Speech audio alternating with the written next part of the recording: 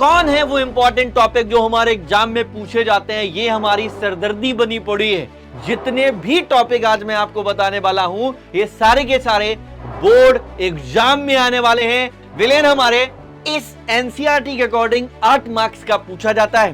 मोलरता, मोललता, नारमलता, मोल प्रभाज, इनसे बेटा जितनी भी थ्योरी पूछी जाती है उसी के साथ ही साथ इससे न्यूमेरिकल बनते हैं बेस्ड ऑन फार्मूला। इतना टॉपिक अगर आप पढ़ लेते हो तो हमारी फिजिकल तैयार हो जाती है। फिजिकल में क्वेश्चंस जितने भी बनेंगे इनसे बाहर तो होंगे ही नहीं। ये टॉपिक तो आपके एग्जाम पेपर में, एग्जाम हॉल में आपको देखने को मिलेंगे ही मिलेंगे। इंपॉर्टेंट इंपॉर्टेंट इंपॉर्टेंट कौन है वो इंपॉर्टेंट टॉपिक जो हमारे एग्जाम में पूछे जाते हैं? ये हमारी सरदर्दी बनी पड़ी है।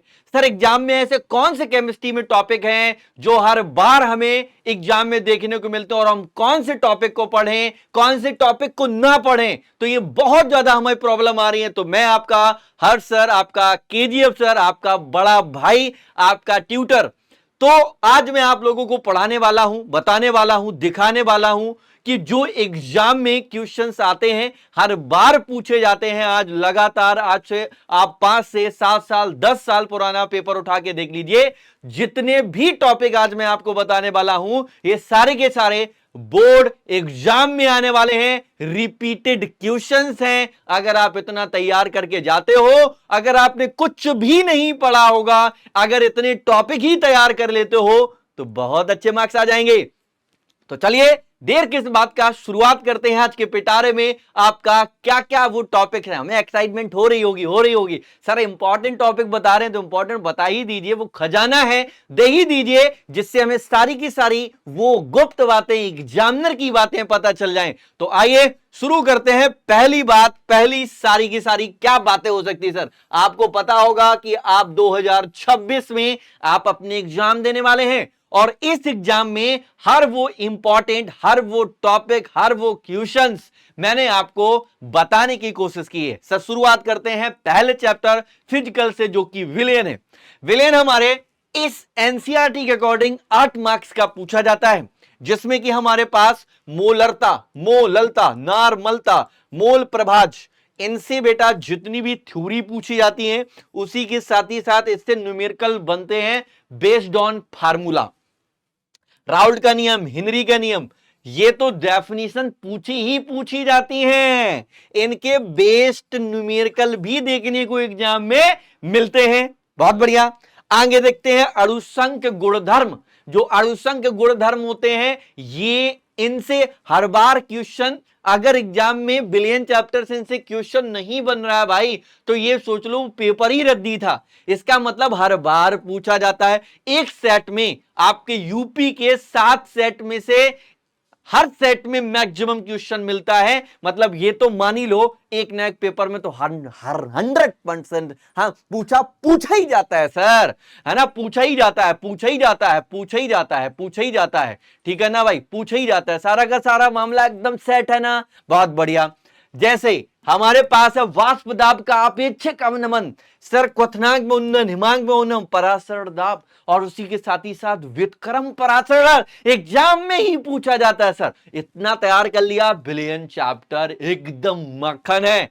सर आगे देखते हैं, हमारे पास है विद्युत रसायन। अगर हम देखें तो ये आपका 7 मार्क्स का पूछा जाता है। इसमें से आप लोगों को क्या याद रखना? चालकत्व, विशिष्ट चालकत्व, तुल्यांकी चालकता, मोलर चालकता, कोलराउस नियम, विद्युत यानी कि इलेक्ट्रोड में। वो सर यहां पर अगर तुल्यांकी चालकता, मोलर चालकता है, यहां पर इनसे भी कभी कभी न्यूमेरिकल देखने को मिला है। ठीक है भाई? अब यहां पर आ जाओ, विद्युत रासायनिक श्रेणी तो बहुत टाइम से हटा हुआ है, लेकिन क्वेश्चन में कभी कभी देखने को मिल जाता है। अगर आप एनसीईआरटी के सिलेबस देखोगे तो नहीं है। फिलहाल में 4-5 लाइनिंग है, 1 लाइनर क्वेश्चंस बनते हैं, देख लीजिएगा। ठीक है ना? इसी के साथ ही साथ मानक इलेक्ट्रोड विभव, मानक हाइड्रोजन इलेक्ट्रोड, सेल का ईएमएफ यानी कि सेल का विद्युत भागबल, यहां से आप लोगों को क्वेश्चंस न्यूमेरिकल मिलेंगे। नेरेफ्ट समीकरण से क्वेश्चन मिलेंगे न्यूमेरिकल। अब आ जाते हैं सेल। सेल हर बार पूछा जाता है, जैसे प्राइमरी, द्वितीयक, है ना? प्राइमरी हो सकता है, द्वितीयक हो सकता है। उसी के साथ ही साथ कभी कभी डायरेक्टली क्वेश्चन आ जाता है, पूछ सकता है, कह देगा कि बताइए हमारे पास सेकेंडरी सेल है या सीसा संचायक सेल है, चार्जिंग डिस्चार्जिंग की डायरेक्ट रिएक्शन पूछ लेता है। सर एकदम इजी है। आगे हमारे पास आता है रासायनिक बलगतकी। सर रासायनिक बलगतकी को अगर हम ध्यान से देखें 7 मास का एग्जाम में पूछा जाता है। सर कोटि क्या है, आणविकता क्या है, शून्य कोटि की अपक्रिया प्रथम कोटि, इनसे बेटा आपको न्यूमेरिकल मिलता है, इनसे डायरेक्टली डेरिवेशन खूब कराया सर, एकदम जमा जमा के बोर्ड पे मैंने कराया है। आभासीय कालोक अपक्रिया अर्धायु, इससे डायरेक्टली न्यूमेरिकल बनते हैं सर, एकदम इजी है सर। ताप गुणांक यहां से भी कभी कभी न्यूमेरिकल बन जाते हैं, है ना। और संगठ्य सिद्धांत वगैरह जो पढ़ाया जाता है उससे भी कभी कभी क्वेश्चन देखने को मिले। इतना टॉपिक अगर आप पढ़ लेते हो तो हमारी फिजिकल तैयार हो जाती है। फिजिकल में क्वेश्चंस जितने भी बनेंगे इनसे बाहर तो होंगे ही नहीं, ये टॉपिक तो आपके एग्जाम पेपर में, एग्जाम हॉल में आपको देखने को मिलेंगे ही मिलेंगे। हमारे पास आता है इनऑर्गेनिक का पहला chapter D and F block. Sir D and F block में अगर हम जाते हैं, ये हमारे पास 6 अंक का पूछा जाता है। इसमें आप डी एंड एफ ब्लॉक के सारे लक्षण पढ़ लीजिए। जितना भी डी एंड एफ ब्लॉक के बारे में लक्षण आपको मैंने पढ़ाए इतना पढ़ के जाइए, क्वेश्चन उन्हीं में से बनते हैं। कब हमारा रंगीन होता, कब हमारा नहीं होता, कब हमारा चुंबकीय, कब अनुचुंबकीय, ये सब बातें छोटी छोटी पिद्दी सी बातें पूछी जाती हैं और हमें बहुत ज्यादा डर होता है, पता नहीं क्या पूछ लेगा, कैसे पूछेगा। तो डरना किस चीज को है, पूछता तो वही है जो आपको पता है, बस हम उसका अच्छा सा रिवीजन नहीं करते हैं। तो ये सब भी बातें आपको याद रखना है। लैंथेनाइड अंकुचन, जिसको संकुचन कहते हो, है ना, ये लैंथेनाइड हो या आपका सारे के सारे जानते हो लैंथेनाइड या एक्टिनाइड। तो लैंथेनाइड ज्यादा पूछा जाता है, एक्टिनाइड थोड़ा सा कम पूछा जाता है। तो ये हमारी इनऑर्गेनिक की बात है, डी एंड एफ। अब आता है ऑब्सेसिव अटैक, 7 अंक का है सर। हमारे पास समय व्याप्ता, जितनी भी आपके सिलेबस में उनको निपटा दो, आईयूपीएससी मैंने कराई उनको निपटा दो। हमारे पास मिल जाता है वीबीटी, इनसे आपको न्यूमेरिकल भी देखने को मिलते हैं। सीएफटी बेटा, क्या बेटा सीएफटी इनसे भी आपको न्यूमेरिकल देखने को मिलते हैं। वर्नर सिद्धांत, इतना अगर पढ़ के चले गए आपका तैयार है उपसेचक यौगिक, आपको बिल्कुल टेंशन नहीं लेनी है। सर वो ये टॉपिक है जो रिपीटेड हर बार पूछे जाते हैं। इसी के साथ ही साथ आता है 7 अंक में सर जी पहला chapter halo alkane hello arene, हमें बहुत ज्यादा समस्या करता है। सर ये तो एर्गोन ऑर्गेनिक है, ऑर्गेनिक तो हमसे होती नहीं। तो ऑर्गेनिक के लिए भी मैंने बहुत सारी अच्छी चीजें बताई हैं, धीरे धीरे सब बताता रहूंगा। सबसे पहले वो ये नेमिंग रिएक्शन आपकी है जो हेलो एल्केन से बनती, बोर्ज बुज फिटेक, है ना बेटा, फिटेक डार्जेन हुंसिडीकर हेलो फॉर्म सेंड में, ये वो रिएक्शन है जो लगातार पूछी जाती। सर SN1 SN2 इलेक्ट्रॉन स्नेही प्रतिस्थापन एथिल ब्रोमाइड क्लोरोबेंजीन और क्लोरोफॉर्म। सर इनसे ही बेटा क्या होता है जब, कैसे प्राप्त करोगे, कैसे प्राप्त करोगे, तो यहां से भी ये क्वेश्चन बनते हैं। ठीक है, तो ये वो क्वेश्चन है जो इन्हीं टॉपिक से ये वाले क्वेश्चन बनते हैं, ये ध्यान देना। सर आगे आता है अल्कोहल फिनोल ईथर, 7 अंक। सर विलियमसन रायमंड टीमन कोल्बे, तो ये वो रिएक्शन है जो हर बार रिपीटेड है नेमिंग की। सर अल्कोहल की आईयूपीएससी में बता दो, फिनोल डाइएथिल ईथर, तो जितना ये पार्ट है यहां से भी आपका क्या होता है जब, और आप लोग कैसे प्राप्त करो, क्या बेटा कैसे प्राप्त करोगे, तो कैसे प्राप्त करोगे ये भी आप लोगों को याद रखना, प्राप्त करोगे, कैसे प्राप्त करोगे, क्लियर है। तो ये वो बातें हैं जो बहुत ज्यादा पूछी जाती। सर इसी के साथ अल्कोहल फिनोल ईथर के बाद एल्डिहाइड कीटोन कार्बोक्सिलिक एसिड, काफी बड़ा चैप्टर साबित होता है। इसी के साथ ही साथ हम देखेंगे तो हमारे पास ये वो रिएक्शन है जो नेमिंग है जो हर बार रिपीटेड है। सर एल्डोल, कैनिजारो, एचवीजेट, क्लीमेंसन, कार्बोक्सिलीकरण, एफ्ट्रिकल और सेमेट रिएक्शन।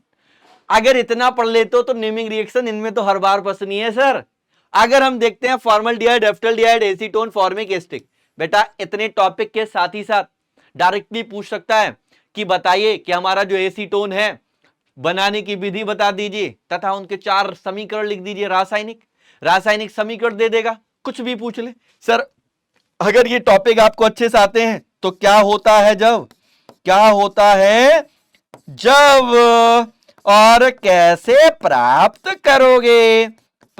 करोगे, ये तो रिएक्शन इन्हीं से टॉपिक से ही बननी है। हमें बहुत ज्यादा डराया जाता है, हर गली मोहल्ले का टीचर डराएगा केमिस्ट्री बहुत हार्ड है। भाई साहब कहां से हार्ड है, अगर हमें टॉपिक की हर एक बात पता चल जाए तो उन्हीं में से ये रिएक्शन बनती हैं और ये सबसे ज्यादा हमारे भाइयों को डराती है। बट ऐसा नहीं है, मैं एक एक बात पढ़ा के जाऊंगा, इस बार कुछ नहीं छोड़ने वाला। लेकिन लोगों का काम क्या है सर? डराना। आपको नहीं डरना है, मुझे पता है, आपसे ज्यादा भरोसा मुझे है, आपको डरना बिल्कुल नहीं है। सर उड़ा दोगे, आप उड़ा दोगे ना? Yes sir. आगे बताइएगा सर, आपका आता है 6 अंक में एमीन, एकदम सस्ता और बिल्कुल बकवास चैप्टर सर। यहां पर कार्बेल एमीन, हाफमैन, सिमिट, ये हमारे पास वो रिएक्शंस हैं जो बार बार रिपीटेड है। सर एथिलेमीन, एनिलीन, यहां पर इससे भी आप लोगों को क्या होता है जब ये रिएक्शन, और कैसे प्राप्त करोगे, ठीक है भैया, कैसे प्राप्त करोगे, तो ये आपको याद रखना है। ठीक है सर, आगे देखो, जैवड़ु, ये खत्म। सर जैवड़ु में आते हैं, सर किस में आते हैं?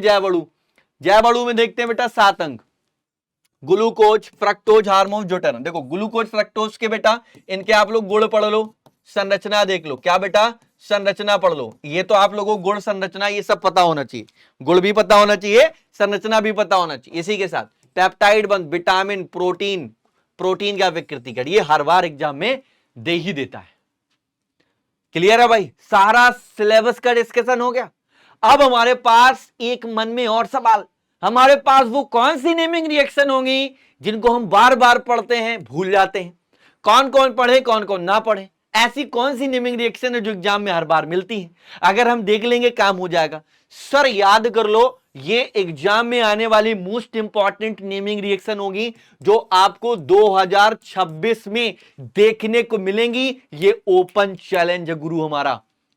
ठीक है भाई, देखो पहला, सर जी बोचफिटेक, Friedel Crafts, Cannizzaro, carbylamine, aldol, Claisen, आपका क्या बेटा, बेंजोइन, संगनन, Perkin, Reimer Tiemann, Etard, Hoffmann, bromide, Sandmeyer, Rosenmund, नाइट्रीकरण, विलियमसन संश्लेषण, ओजोनीकरण, या इसको आप लोग ओजोनी अपघटन या गाटरमान कोच एल्डिहाइड। आगे देखो सर, इसके बाद आगे अगर हम बढ़ जाते हैं तो एक हमारे पास है डाइएजोटीकरण, स्टीफन अपक्रिया, क्लीमेंसन, हाफमैन, सिमेट, कोल्बे सिमेट, क्लेजन, युग्मन, क्लेजन सिमेट, है ना बेटा, हुंसडीकर, आपका बेटा next bolt Kishner, Hopman, mustard, और आपका कोनॉट, फिंकलेस्टाइन, गाटरमान, एचवीजेड, हमारा फ्राइड पूर्ण विन्यास, और नेक्स्ट आ जाता है आपका फ्रैंकलैंड, कोल्बे विद्युत अपघटन, फिटेक अपक्रिया। ये वो अपक्रिया है, अगर आप इतना पढ़ लेते हो, ये सब वही रिएक्शंस हैं जो आपने किसी चैप्टर के अंदर टॉपिक्स को पढ़ा था, टॉपिक्स का डिस्कशन किया था, ये उन्हीं में से पूछी जाने वाली रिएक्शंस हैं। लेकिन हमें बहुत ज्यादा डर लग जाता है कि कौन कौन सी पूछी जाएंगी, कौन कौन सी नहीं। उम्मीद करते हैं हमारे टॉपिक से बहुत ज्यादा आप बरकरार होंगे, हमारे टॉपिक्स को दिए गए आप लोग बहुत अच्छे तरीके से तैयार करके आएंगे। सारे टॉपिक्स वो होंगे जो इंपॉर्टेंट होते हैं। ठीक है मेरे भाई, तो उम्मीद करते हैं आपको बहुत मजा आया होगा इन टॉपिक्स को देखकर। तो सारे बच्चों को हमारा all the best, God bless you. बढ़िया तरीके से आप पढ़िए, ये शानदार टॉपिक्स इनको तैयार करिए और कमेंट में जरूर बताइए सर क्या हमारे एग्जाम में फंसा कि नहीं। और अच्छे इन इंपॉर्टेंट बातों के लिए या इंपॉर्टेंट टॉपिक्स के लिए फटाक से बताइए सर कैसा लगा, कैसा नहीं लगा। ओके मेरे भाई, तब तक के लिए सभी लोगों को शब्बा खैर, bye bye, love you to all, Jai Hind.